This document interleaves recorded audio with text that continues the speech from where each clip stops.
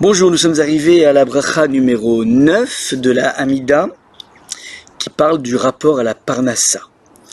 Nous lisons dans un premier temps le texte, nous en dégageons un petit peu les idées principales et nous revenons après sur quelques expressions comme la bracha est longue et très très vaste et qu'on a un temps qui est relativement court, alors on piochera certaines expressions qui sont caractéristiques de toute la bracha.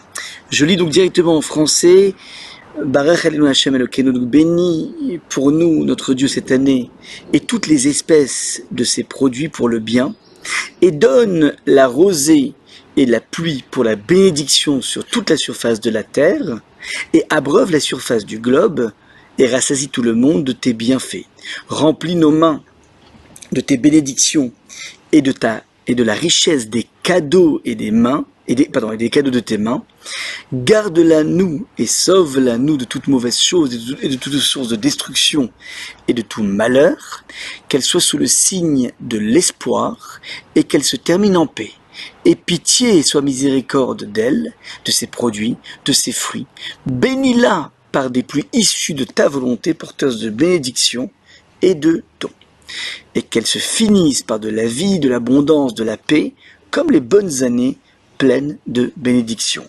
Tu es un Dieu bon qui améliore et bénit les années, tu es source de bénédiction, toi, qui bénis les années. Donc, la bracha peut-être la plus longue de la Hamida qui parle de la Parnassa.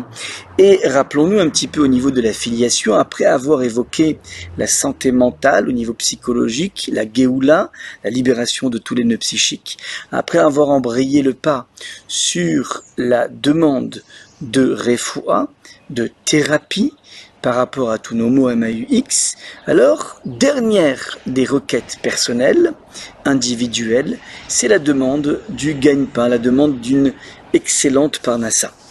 Ça, c'est donc au niveau de l'affiliation, et on se rappelle que c'est la dernière position, parce que finalement, la chose la plus importante, c'est l'intelligence, ensuite le retour à Dieu, et ensuite la gestion de notre ardoise, et ensuite toute la lignée des brachot. Le dernier des soucis d'un individu doit être la notion de la parnassa, parce qu'on a beau dans la vie avoir la plus belle des parnassas, mais si le reste n'est pas au beau fixe, alors à quoi bon? Donc voilà un petit peu au niveau de la filiation. C'est la 9e bracha, et les maîtres font une remarque intéressante. Le 9 est la valeur numérique de la lettre tête qui indique toujours la notion de tov, de bien. Il y a un lien entre le bien et la Parnassa. Troisième point d'introduction fondamental. Une question est toujours très souvent posée, mais si de toutes les façons, nous savons pertinemment que Meizonotav chez la dame Ketsuvileo mi Rosh Hashanah. Le gagne-pain d'un individu est déjà fixé à Rosh Hashanah. Si c'est déjà fixé, alors à quoi bon prier à Hachem pour la Parnassa? Tout a déjà été joué à Rosh Hashanah. Autant prier à fond à Rosh Hashanah, mais le reste de l'année, à quoi bon? Tout est déjà fixé. Alors, éléments de réponse. 3 éléments de réponse assez classiques qui sont fondamentaux. Le premier, c'est qu'effectivement, c'est fixé depuis Rosh Hashanah, avec une petite astérix sous réserve de prière. Ça veut dire que ce qui est fixé à Rosh Hashanah, c'est à condition que on soit capable de régulièrement le demander. Donc c'est pas quelque chose qui nous est octroyé comme une sorte de virement bancaire, non, pas du tout. Il y a en permanence une sorte de déclencheur qui s'appelle la tfila, la prière, et ça qui permet de recevoir les choses. Autre possibilité de réponse, c'est que peut-être que la quantité de bracha est déjà définie, mais le timing va dépendre. Et pas que le timing, mais aussi la répartition de cette bracha va dépendre de notre tchouva. Plus on est des individus proches d'Hachem, plus la bracha viendra en son temps. Parfois, elle arrive, on n'en a pas vraiment besoin, on peut la gaspiller, alors qu'elle nous aurait tellement plus servi à des moments où on en avait besoin. Donc voilà pourquoi la prière, elle sert pour justement avoir le bon timing et la bonne répartition. Troisième possibilité, c'est vrai que, et c'est une magnifique ouverture du Baal Shem Tov, c'est vrai que ce qui est fixé, on est censé le recevoir, mais ma dose de satisfaction liée à ce que je reçois n'est pas fixée.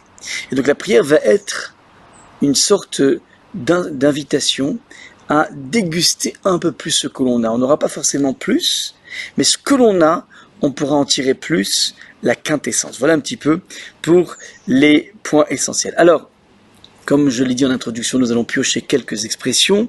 Ça commence, Barer Alenu Hashem Elokeinu, donc fait régner la bracha Hashem Elokeinu, Dieu, Alenu sur nous, Barer Alenu sur nous, et en bénissant cette année.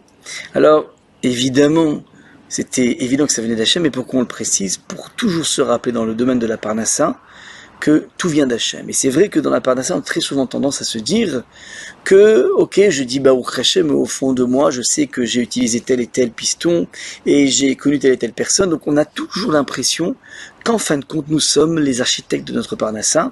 Alors on se rappelle au moment où on demande la Parnassa à Hachem, que c'est Hachem Elokeinu, c'est toi Hachem notre Dieu qui nous l'apporte. C'est le premier point.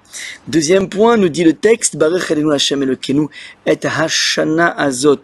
Cette année-là, pourquoi que cette année-là? Tant qu'on y est, on a qu'à prier pour toutes les années. Pourquoi se cantonner à cette année? Alors, le Gaon de Vilna dit une chose magnifique. Il dit que Shana a pour valeur numérique Shin, Nun, He. Shin c'est 300, Nun c'est 50 et He c'est 5. Ce qui fait en tout 355, c'est exactement le nombre de jours dans une année lunaire, l'année du calendrier juif. Et lorsqu'on dit Baruch Elenu Hashem Elokeinu et Hashana Azot, cette année, ça veut dire chacun des jours de cette année. Sous-entendu, c'est une incitation à essayer de tirer la quintessence de chaque jour, de profiter de chaque jour. Nous n'avons pas une vision fiscaliste de l'année avec un chiffre d'affaires et un bénéfice net. Nous avons une vision qui est fragmentée. Chaque jour mérite sa bracha, donc on demande à Hachem et à Shana Azot. Et autre point intéressant, Vet Kol Mine les Tova. Ouais, on demande à Akadosh Baruch Hu, Vet Kol Mine Tevoata les Tova, que tu nous donnes toutes les formes de voie de récolte, les Tova pour le bien. Sous-entendu, on évoque ici la diversité de la Parnassa, la diversité de la provenance de la Parnassa. Alpene Kol à Adama, sur toute la surface de la Terre, on évoque ici un principe économique fondamental de l'interconnexion des économies. On connaît aujourd'hui on sait à quel point aujourd'hui le monde est totalement interconnecté. C'est extrêmement dur de vivre au niveau économique en autarcie. Il y a énormément de dépendance mutuelle à travers les économies. Donc on demande à Kadosh Baruch Hu aussi qu'il ait la bracha de partout, parce que ce qui peut se passer très très loin de chez moi peut avoir une incidence immédiate pour mon quotidien. Et nous finissons donc par cette bracha Baruch Ata Hashem. Tu es source de bénédiction Hashem, Mevarech Hashenim, qui va amener la bracha dans les années. On se rappelle toujours du principe de la bracha qui nous est mise en exergue par le Maharal. Bracha vient de la racine Berer, Bet, Resh et Kaf. Bet pour valeur numérique 2, Resh 200 et Kaf 20. On a ici toujours les multiples de 2, des unités, des dizaines et des centaines. Sous-entendu, la bracha, c'est toujours le coefficient multiplicateur dans tous les domaines, qu'il s'agisse de l'argent, qu'il s'agisse de la santé, qu'il s'agisse évidemment de les enfants, de la progéniture. Bref, on évoque ici la puissance de démultiplication d'Akadosh Baruch Hu dans notre existence. Voilà pour la Amida, la bracha numéro 9.